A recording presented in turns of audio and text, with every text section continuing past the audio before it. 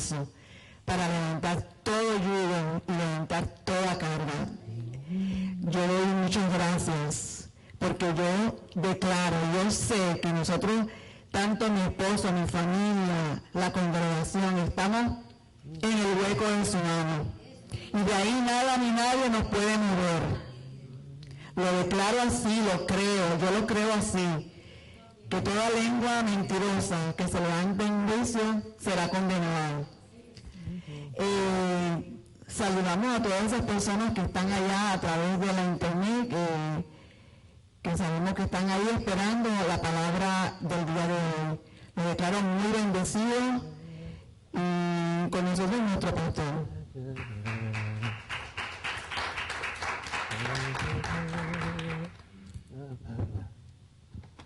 Qué bien.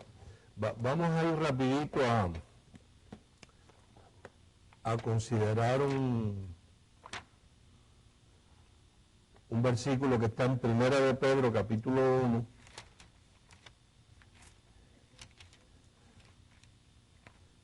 Primera de Pedro, capítulo 1.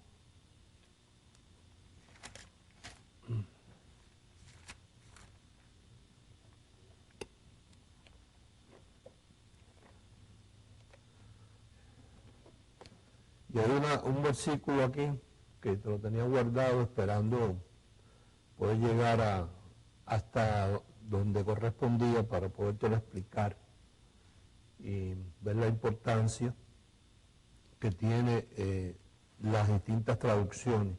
En 1 de Pedro, capítulo 1, verso 10. Verso 10.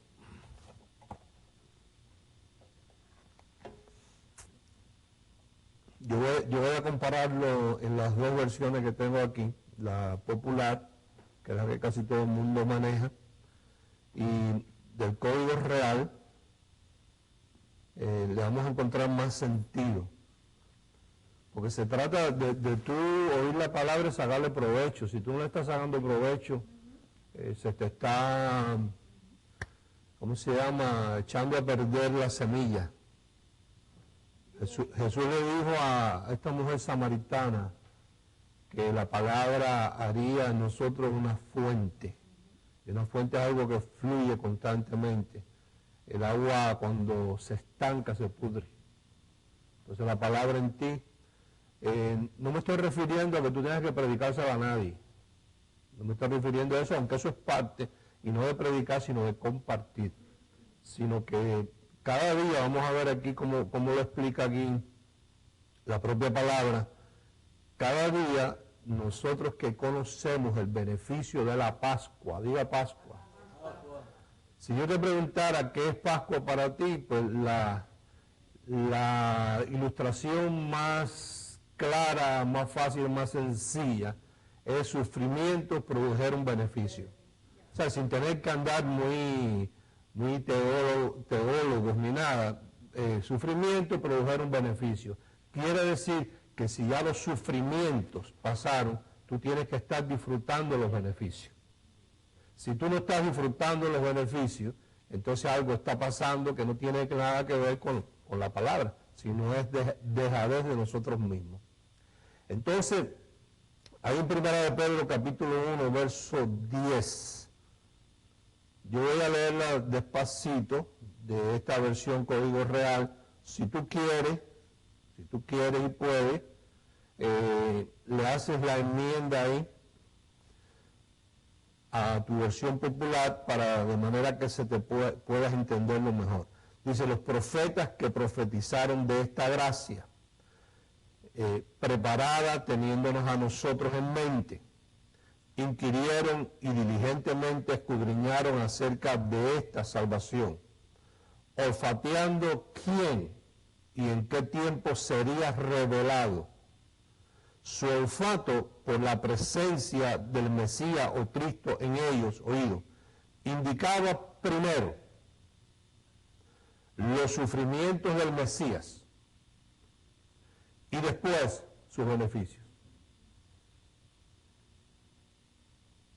Indicaba primero los sufrimientos del Mesías y después sus beneficios. Diga, eso es Pascua. A ellos les fue revelado también que no para sí mismos, sino para nosotros administraban las cosas que ahora os fueron proclamadas por medio de los que os pasaron oralmente la Masorá. O sea, se acostumbraba en tiempos pasados de pasar la información de forma oral, para evitar precisamente toda la distorsión que se han hecho a través de los tiempos en las distintas versiones. Ellos, para evitar eso, le pasaban la información de forma oral a los discípulos que ellos consideraban que valía la pena que se le diera. Ya después que se empezó a pasar en manuscrito, pues entonces la gente que lo empezaron a traducir, lo tradujeron a su forma y manera según a ellos les parecía, y por eso es que gente como yo manejamos más de 25 o 30 versiones diferentes, tratando de buscar la verdad de Dios, que es lo único que nos interesa. Bien, entonces dice, por medio de la presencia divina enviada del cielo sobre estas cosas, los ángeles del cielo anhelan ardientemente tener alguna participación. Y este es el versículo que te tenía guardado, oído. Por tanto, tener vuestras mentes listas para trabajar en esto. Oído. Siendo sobrios, esperando cada día, con perfecta fe, los beneficios que la gracia trae cuando el Mesías les sea revelado. Quiere decir que no a todo el mundo se les revela el Mesías. Pero si a ti se te ha revelado y tú conoces Pascua, nos dice la palabra, el consejo es que para obtener los beneficios hay que tener la mente lista para trabajar en esto cada día. Pero eso es un trabajo que tiene que hacer cada uno en particular. Esto no es un trabajo congregacional, sino cada uno, de acuerdo al conocimiento que ha adquirido, cada día usa un pedacito de tiempo para declarar la palabra sobre los beneficios que trajo los sufrimientos de Cristo por nosotros. Entonces, si no estás recibiendo los beneficios, pues entonces es hora de empezar a ponerse cada día con las mentes listas a trabajar en esto. Si quiere recibir beneficios, si no, pues pertenece entonces uno a la corriente. Entonces es extremadamente importante entender la sombra, porque las sombras no son otra cosa que anuncios proféticos. Por ejemplo, antes de nosotros ver allí en Juan 19:31 el sacrificio de Jesús como el Cordero de Dios, estudiamos primero la Pascua en Éxodo 12. Éxodo 12 no era otra cosa que un aviso profético de algo que iba a pasar, y que los profetas a través del tiempo estuvieron mirando y estuvieron avisando que iba a venir ese sacrificio. Isaías lo dice, en sombra parecido a lo de la Pascua, pero algo que iba a traer no solamente el sacrificio, sino también los beneficios. Busque conmigo en Génesis capítulo 3 y en Hebreos capítulo 10.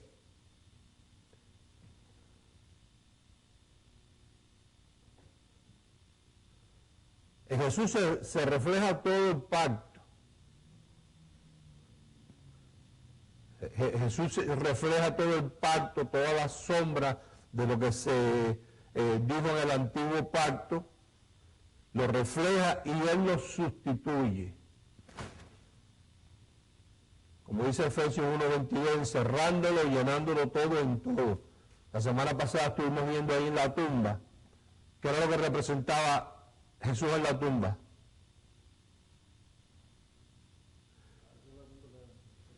El arca. ¿Por qué el arca? Porque en el arca, en el antiguo pacto, estaban los dos ángeles, uno a cada extremo. En la tumba estaban los dos ángeles, uno a cada extremo. En el arca, aparecía dentro del arca las tablas de la palabra. Jesús era la palabra, el verbo se hizo carne. En el arca estaba el maná que descendió del cielo. Y era interesante ver que a pesar de que pasaron años, ese maná no le dio gusano, sino Dios lo preservó de esa manera. Y así mismo, como el maná que descendió del cielo estaba en el arca, Jesús se refleja él mismo y dice, yo soy el pan de vida que descendió del cielo.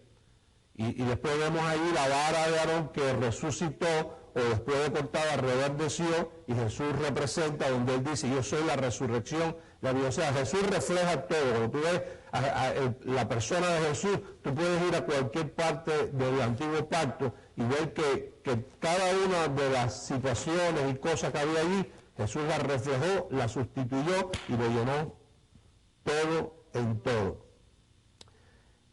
En Gálatas capítulo 3, verso 17, si Gálatas capítulo 3,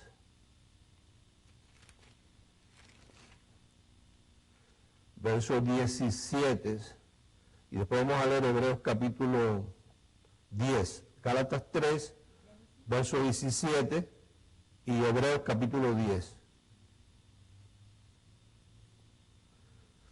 En Gálatas dice, esto pues digo, que el pacto previamente ratificado por Dios para con Cristo, la ley, que vino 430 años después, no lo abroga para invalidar la promesa. Quiere decir que la ley no vino a quitar o a abrogar el pacto que ya Dios había hecho con Cristo. Observa que no es Jesús, es Cristo. Ok. Dice, porque si la herencia es por la ley, ya no es por la promesa, pero Dios la concedió a Abraham mediante la promesa. Entonces, ¿para qué sirve la ley? Dice, fue añadida a causa de las transgresiones hasta. O sea, la ley estaba allí hasta un tiempo, hasta que viniese la simiente. ¿Y qué era lo que portaba la simiente? La sangre. Y esa sangre derramada era la que iba a acabar con ese pacto para establecer el otro. A quien fue hecha la promesa y fue ordenada por medio de ángeles en manos de un mediador. Es decir, que la ley, aunque estaba allí, no era el propósito final que Dios tenía establecido en su mente. Y lo dice así en Hebreos 10. Hebreos capítulo 10.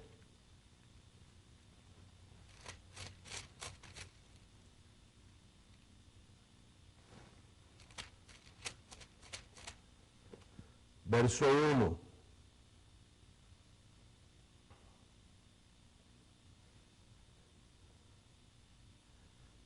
Dice, porque la ley teniendo la sombra, diga sombra, sombra de los bienes venideros, no la imagen misma de las cosas, nunca puede, por los mismos sacrificios que se ofrecen continuamente cada año, hacer perfectos a los que se acercan. De otra manera cesarían de ofrecerse, pues los que tributan este culto, limpios una vez, no tendrían ya más conciencia de pecado. Pero en estos sacrificios, cada año, se hace memoria de los pecados. Diga memoria. La gente está condenada porque hace memoria. Porque el pacto de la sangre lo que viene es a limpiar las conciencias de obras muertas. Si la conciencia no se te limpia, tú estás, como dice la palabra, huyendo sin que nadie te persiga. O sea, el pecado no está en la conciencia de la gente. Es la conciencia de la gente. En cuanto a Dios, ya eso está borrado para siempre.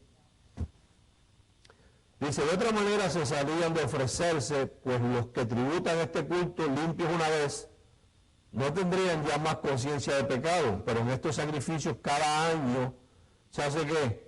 Memoria de los pecados. Ellos lo hacían una vez cada año y las iglesias lo hacen todos los domingos.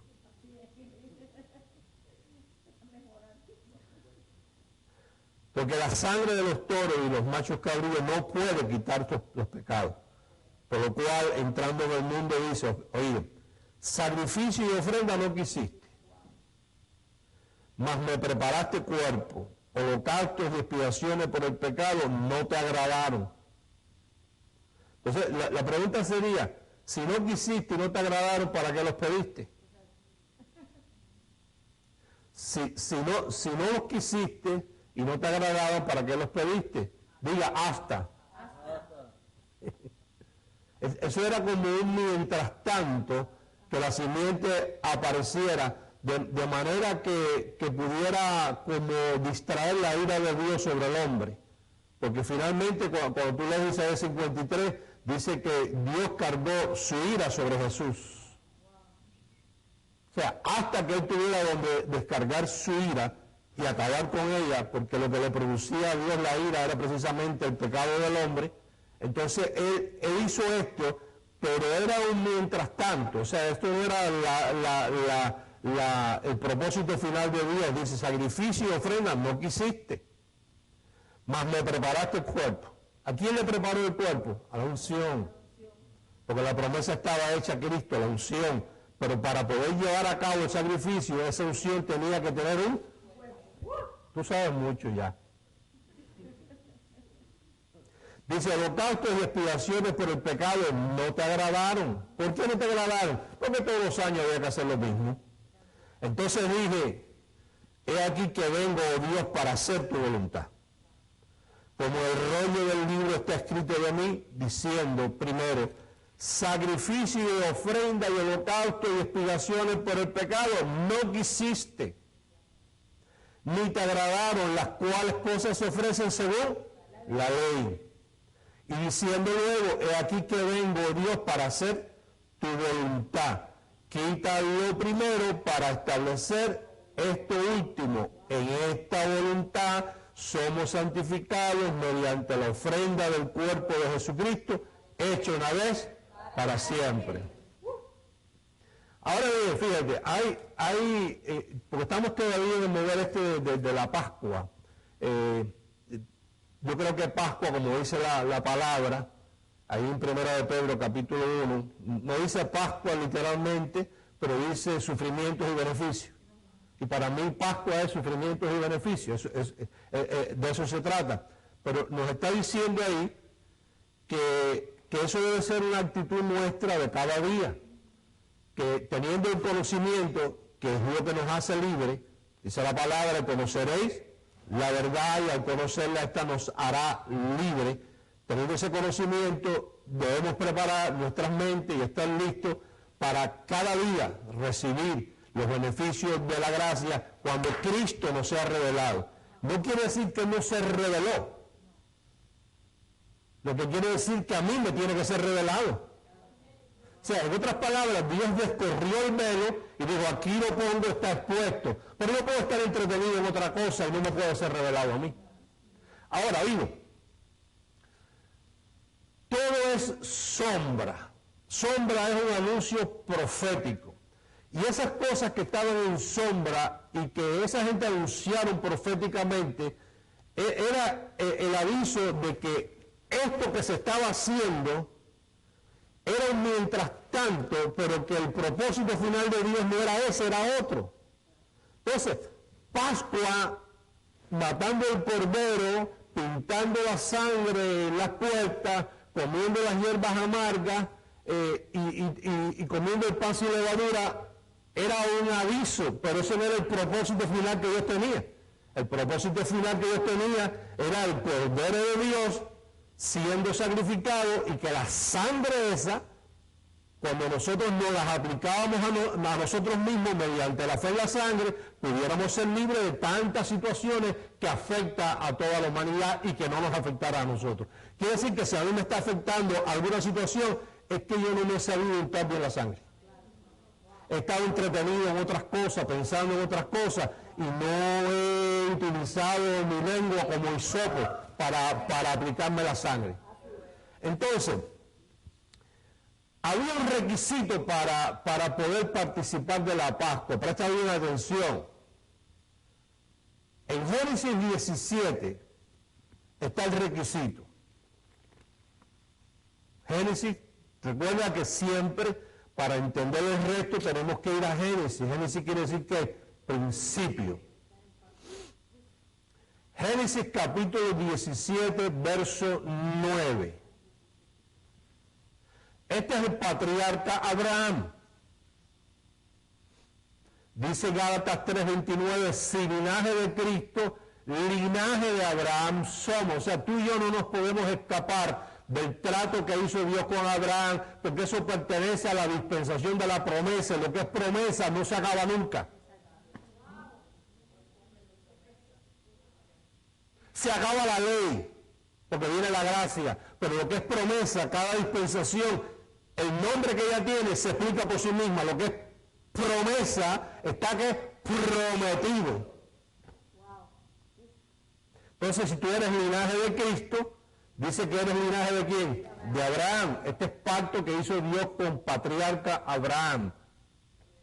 Y dice la palabra que nosotros somos parte de esa roca, de esa piedra, de esa cantera. Dice, dijo de nuevo Dios a Abraham, 2 puntos, en cuanto a ti, guardarás mi pacto, tú, diga, y yo también. Porque ahí dice, guardarás mi pacto, tú y tu descendencia después de ti por sus generaciones. Diga, anuncio profético. O sea, hay un pacto anunciado para mí, porque está hablando de la descendencia de Abraham. No simplemente de Abraham, está hablando también de mí. Entonces hay un aviso profético ahí para mí. Dice, este es mi pacto. Y te lo voy a explicar como a niño de segundo grado para que lo entiendas bien, que después la gente lo haga o haga con el conocimiento, lo abandone es otra cosa, pero está bien explicadito. Mira, este es mi pacto, que guardaréis entre mí y vosotros y tu descendencia después de ti. Oído, será circuncidado todo varón de entre vosotros. Diga, sombra, aviso profético. Dice, circuncidaréis pues la carne de vuestro prepucio. Me explico, era un pacto donde al varón se le cortaba el frenillo del prepucio y eso era cuerpo partido, sangre derramada. Y será por señal, esa circuncisión será por señal el que hay un pacto entre tú y yo. La unción irá mirando, oído, la unción irá mirando el pacto, donde no hay prepucio cortado, no hay pacto, está fuera de pacto, la unción solamente olfatea si hay pacto hecho o pacto roto, eso es todo lo que él hace. Hay montones de gente con pacto roto y quiere que las cosas le vayan bien y no puede ser así. Dios es bueno, Dios ama, pero Dios tiene sus pactos. Si los pactos están rotos, la unción lo mira y no te hace nada malo, pero no está a tu favor. Y la unción está para destruir yugos. Qué bueno que tú lo sabes.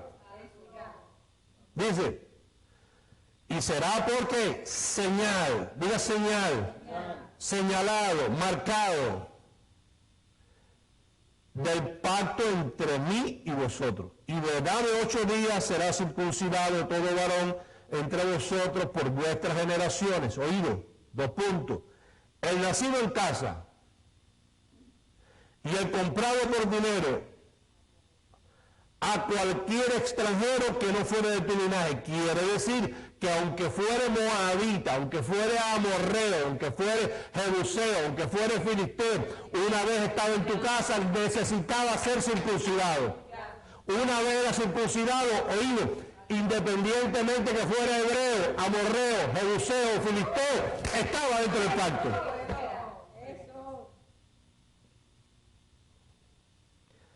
Debe ser circuncidado el nacido en tu casa, hebreo, y el comprado por tu dinero, y estará mi pacto en vuestra carne por pacto perpetuo.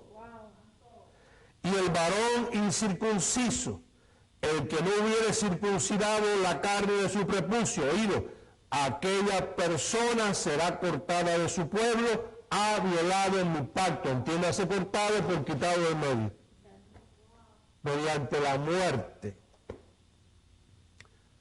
Lee conmigo en Éxodo 4. Entonces diga, esto es pacto. Diga, pero no era el propósito de Dios. No es su propósito final.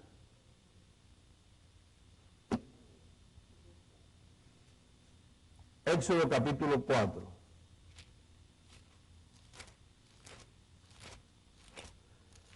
¿Qué le pasaría al varón que no estaba circuncidado? ¿Sería qué? Cortado de su pueblo. Éxodo 4, verso 19.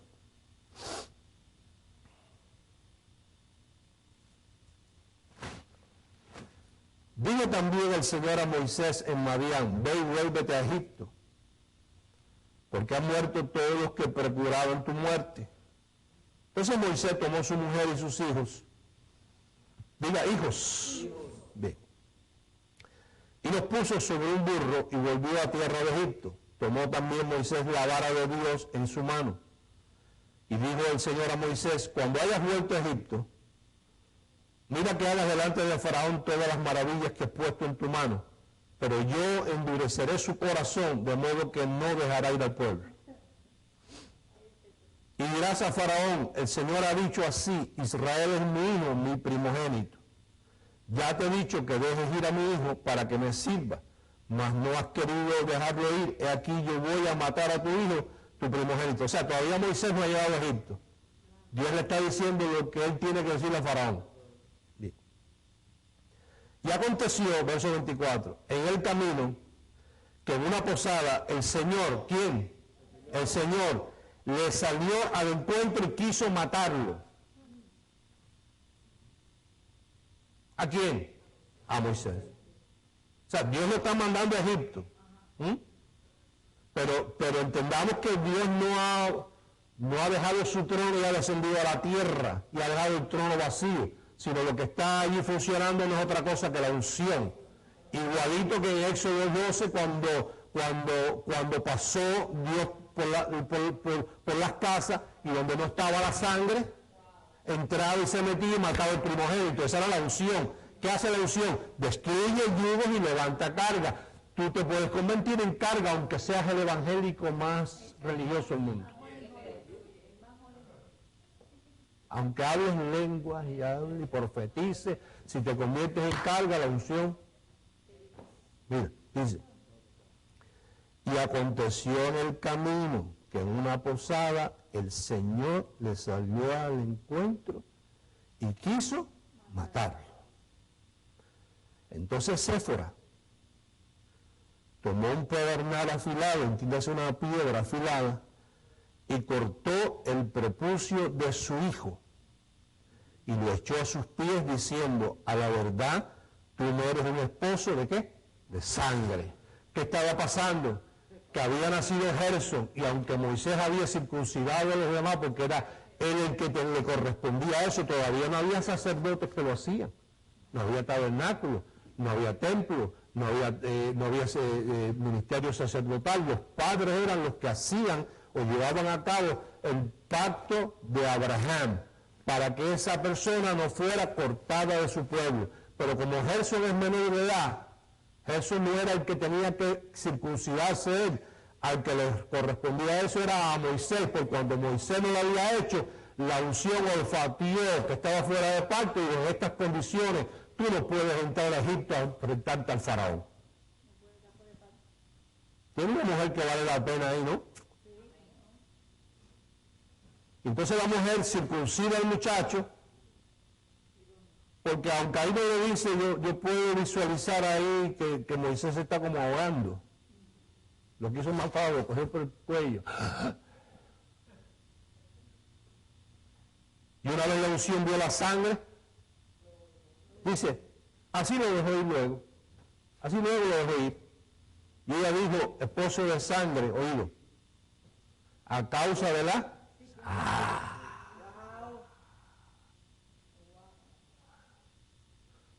Deuteronomio 10. Que diga, circuncisión es pacto. Deuteronomio capítulo 10.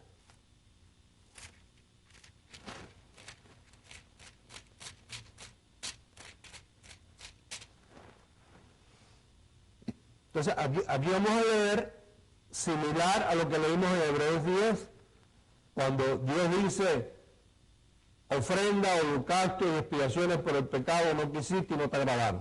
O sea, que ese no era el propósito final de Dios. Aquí Dios hace pacto con Abraham y exige una circuncisión Pero tiempo más tarde, en el verso 16, hay un aviso profético, mira lo que Dios le dice. Circuncidad, pues, ¿qué? El prepucio de vuestro corazón, ese es el aviso. El otro era el mientras tanto. El otro es el mientras tanto, el del prepucio, el del miembro viril. Pero el propósito final no es el del miembro, sino es el del corazón.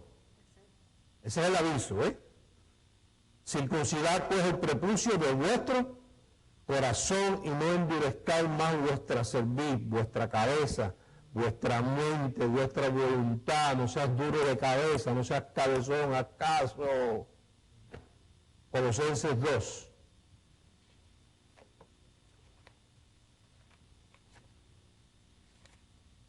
Colosenses capítulo 2.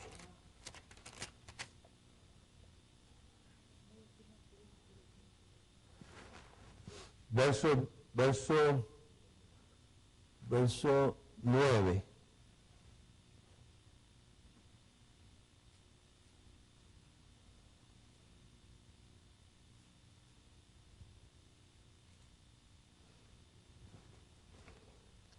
Yo lo leo aquí el código real de esta.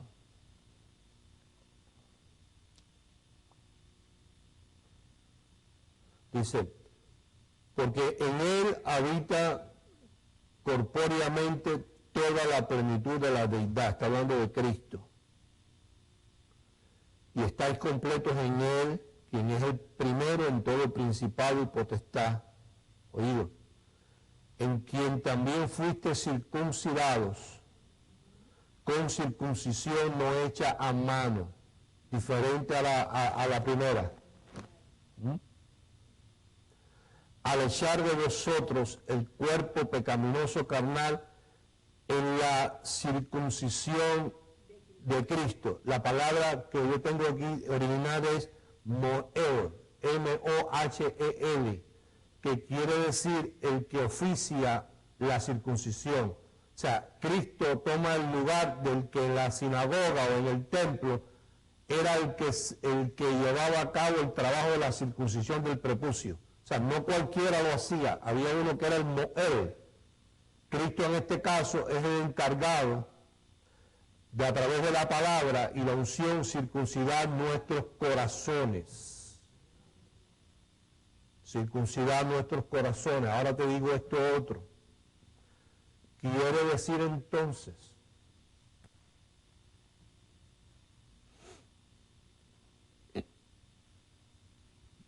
pero un poquito que apúntelo.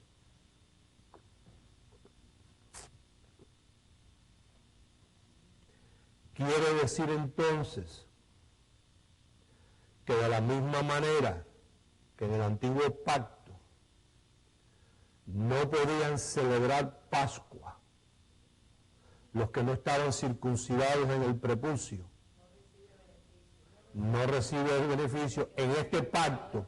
Conforme a la circuncisión que corresponde a este pacto, los que no estén circuncidados por gracia no pueden participar de tampoco los beneficios de la Pascua. Por eso tienen que estar comiendo pan y jugo hecho en la China.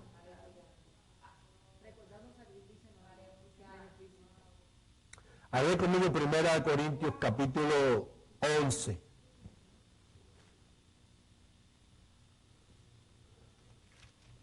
Diga, aquello no era lo real, aquello era un mientras tanto. Pero además, a pesar de que lo estableció de una manera exigente, es una exigencia, es un pacto, es una exigencia. El que no esté circuncidado será cortado, no tendrá derecho a participar de la Pascua. No es pueblo, no es pueblo. Pues entonces después él avisa en Deuteronomio, pero mi propósito final no es el prepucio, es el corazón. Entonces, aquí en la gracia dice que la circuncisión de nuestro corazón fue hecha por Cristo, nuestro Mohel, ¿viste? Entonces, si nosotros estamos circuncidados por gracia, entonces podemos entender el sacrificio y los beneficios. No tenemos que comer pan con jugo hecho en la China. Entonces, 1 Corintios, capítulo 11.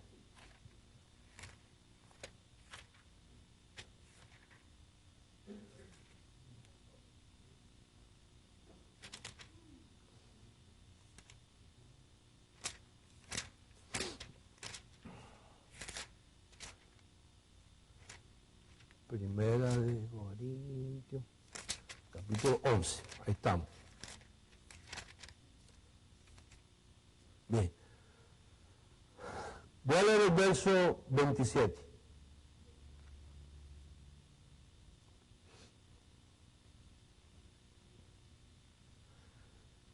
En los versículos anteriores, Pablo está hablándole a la iglesia de los corintianos que dejaran ya la costumbre de estar yendo a la iglesia a hacer comelatas y emborracharse. O sea, ellos habían convertido, así como los romanos convirtieron la última Pascua que Jesús tomó en la Eucaristía y solamente tomaron de ahí el pan y el vino. Ahora los cristianos primitivos, estos corintianos carnales, que eran características de ellos, se reunían todas las semanas en la iglesia, traían comida, eran glotones, se emborrachaban, y Pablo inclusive dijo, la iglesia no es para eso. Si ustedes quieren comer, coman en su casa, porque a pesar de todo, ustedes vienen y al que no tiene no le dan. Ustedes comen triple, comen 4 veces, se emborrachan, y a los que no tienen, la iglesia no es para eso.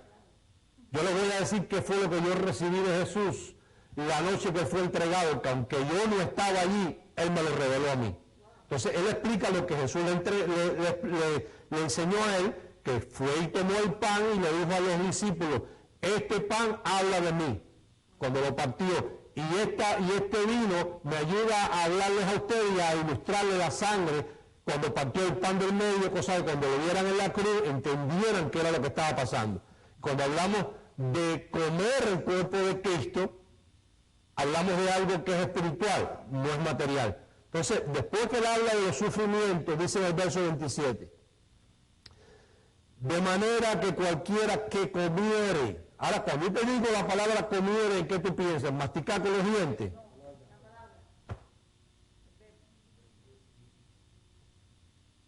Fíjate como sigue diciendo, y ahí te va a dar la propia explicación.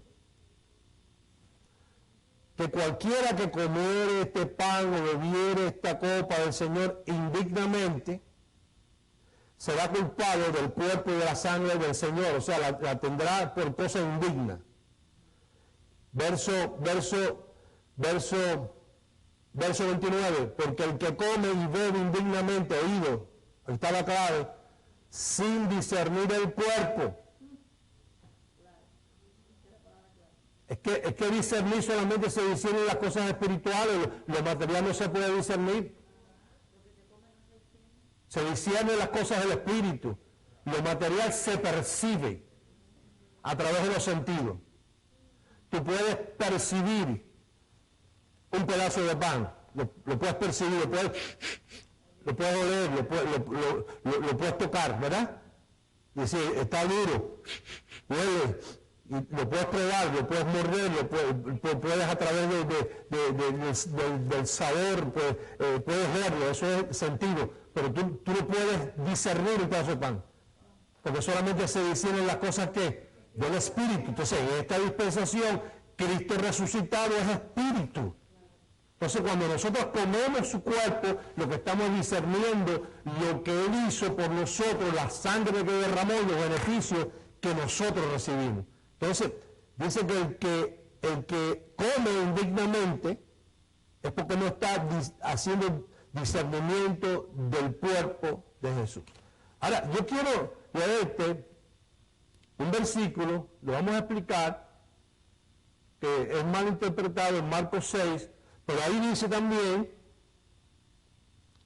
por lo cual hay muchos enfermos y debilitados entre vosotros, muchos duermen, se murieron. Ahí mismo lo estábamos leyendo. Y si hay una característica dentro de la iglesia evangélica, es que todos están enfermos. Si no hubieran las campañas evangelísticas de sanidad divina que hacen todos estos predicadores, y que todos los que van ahí son evangélicos. Porque ellos no disciernen el cuerpo. No es nada de que usted, según vayan pasando los años y la edad lo vaya agarrando, usted vaya sintiendo los desgastes naturales que sufre la persona con los años y con la edad. Lo que no es normal que gente joven, como los que ustedes en la televisión, estén corriendo atrás de los hombres para que estén orando por ellos. Eso es lo que no es normal. Entonces, en Marcos 6,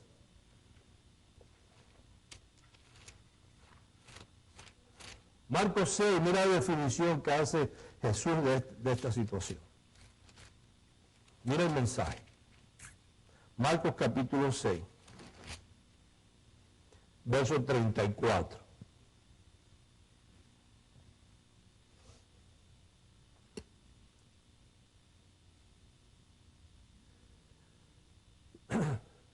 Dice, y salió Jesús. En la otra versión dice que venía en la barca y llegó a la orilla. Pero bueno, lo mismo. Y salió Jesús y vio una gran multitud. Y tuvo compasión de ellos. Oído. Porque eran como ovejas que no tenían pastor. Y mira lo que hizo. Y comenzó a enseñarles muchas cosas. Observa la expresión. Eran como. Ahí no dice que eran ovejas.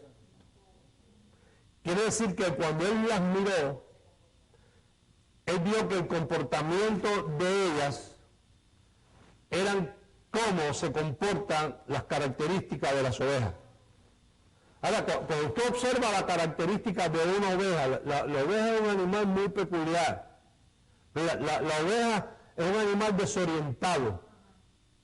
Si no tiene un pastor, diga oveja, no gente. Él está diciendo, esta gente, que son personas, que son creados a imagen y semejanza de Dios, que son espíritus, que viven en un cuerpo, que tienen un alma que está dañada, se comportan como ovejas. Y como se comportan como ovejas, la oveja necesita un pastor. Oye, escúchame, te voy a decir algo que a lo mejor tú no vas a ni entender. La gente no.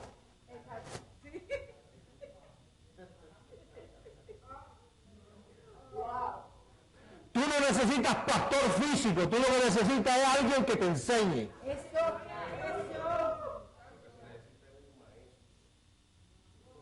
Porque tú no eres oveja, tú eres gente, tú eres persona. Este es un animal de 4 patas, es una oveja, que la característica de ella es desorientada. La característica es temerosa. Tú quieres ver gente con temor, ve a los evangélicos que tienen miedo por todo. Si el hijo llegó tarde o no ha llegado, si me van a quitar el trabajo o lo pierdo, si me duele aquí a lo mejor tengo un grano y a lo mejor me sale por aquí un cáncer, ay no sabe, se habrá muerto, vivirá, oren por mí, serán unos demonios. Si hay gente temerosa y supersticiosa, búscalos en las iglesias. Entonces, desorientada. Escucha las características de una oveja de 4 patas.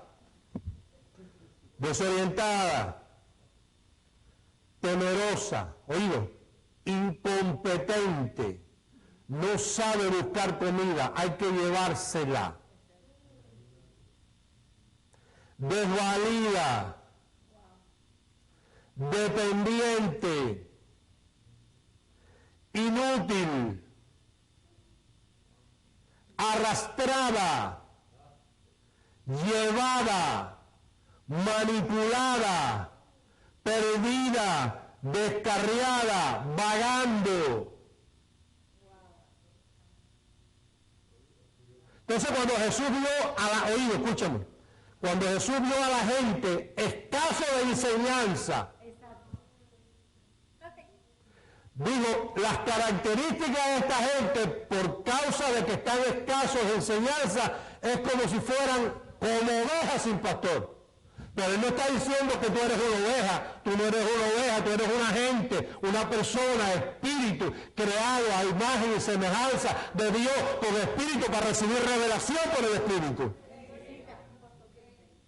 Pero cuando a esta misma gente, oído, el que está a cargo de enseñarle no lo hace, ellas se comportan como ovejas sin pastor. Observa las multitudes. Observa las multitudes. Cuando el hombre da la señal, todo el mundo desvalido, desorientado. Pregúntale a cualquiera de esa gente si saben qué es los beneficios de la sangre. ¿Por qué? Porque no están circuncidados. Si no están circuncidados, no pueden celebrar Pascua.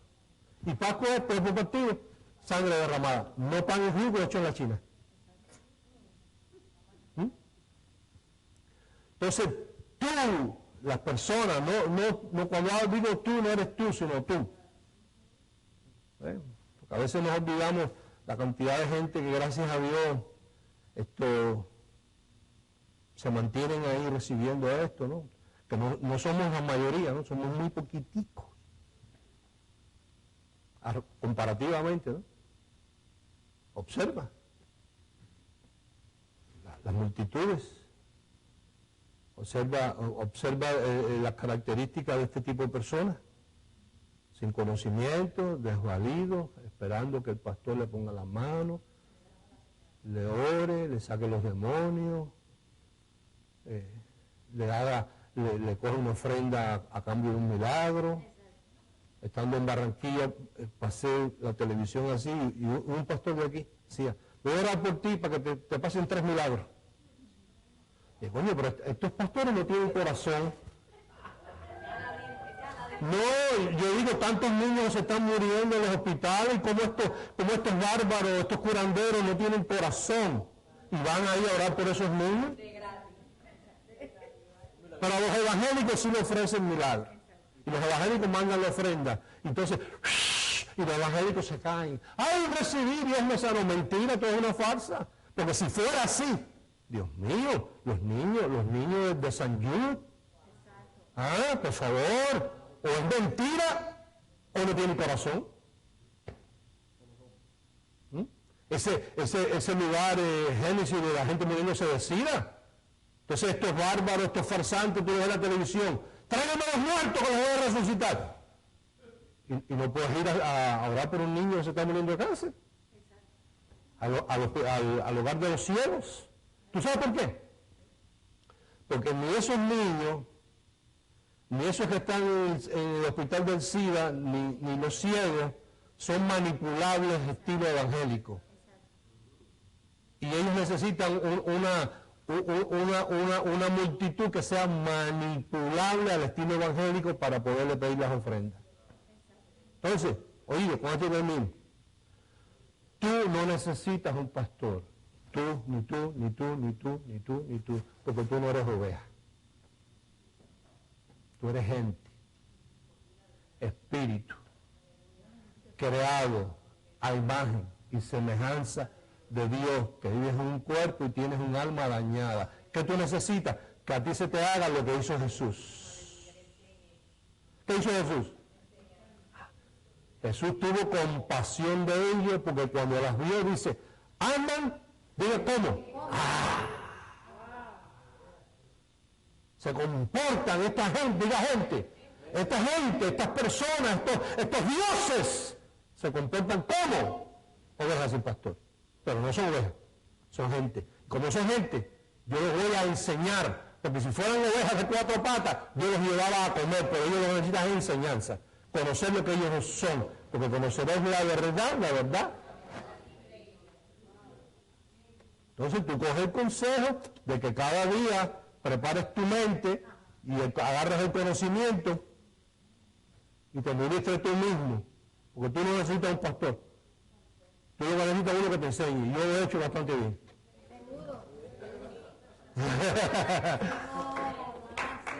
Ahora el dinero, vamos.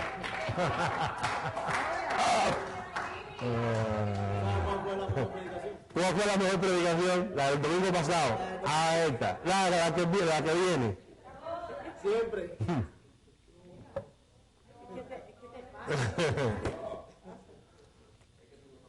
Aprovecha.